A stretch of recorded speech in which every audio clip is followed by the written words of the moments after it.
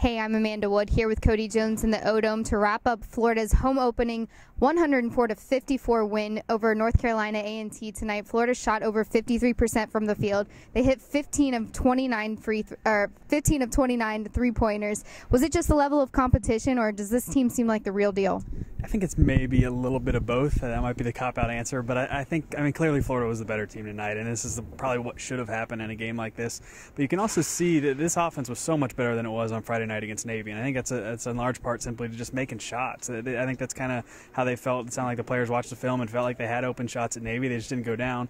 You get in a familiar environment of your home arena, and then all of a sudden those shots start falling, and things start looking a whole lot better for you. So I think that's a big part of it too. But this offense, I think, has the potential at least to be pretty dynamic this year. They're really deep, and they're gonna kind of interchange guys quite a bit and give them chances to score, and they certainly did that tonight.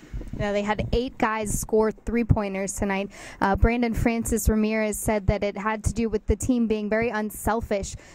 Who were you most impressed by tonight? He was certainly one of them. He shot the ball really well tonight. And I think that was kind of the big thing too.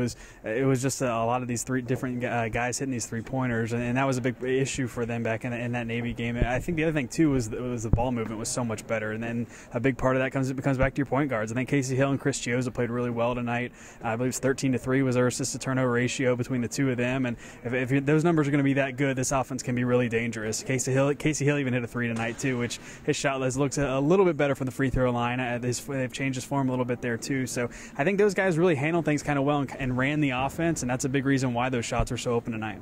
Well, they sure did start off the Mike White era at home strong. They're beginning to realize what their identity is on this team. I noticed Coach Mike White trying to get them to pick up the pace more in transition. What are some things that you notice about his style of coaching and the way that he commands this team? That's a big part of it. As soon as they get the rebound, he is screaming at them to push the ball up the floor, and then almost immediately whoever's got the ball is basically sprinting up the floor with it. He wants to push the tempo. He wants to create some extra possessions for this offense, and that was a big part of it tonight as to why they scored so many points. They had a whole lot of possessions because they're going so quickly, and they're a really dangerous team in transition too. And I think that's something that can really benefit this group. When they're pushing the ball and getting some of those longer rebounds, they've got a lot of guys that can handle the ball and bring it up the floor. That helps in transition. Obviously can create some easy baskets for them. So I think that's kind of what you'll see them do, but there's no doubt what Mike White wants to do. He wants them to run the basketball up and floor and create just kind of a frantic pace and try to wear the other team down, and it certainly worked tonight.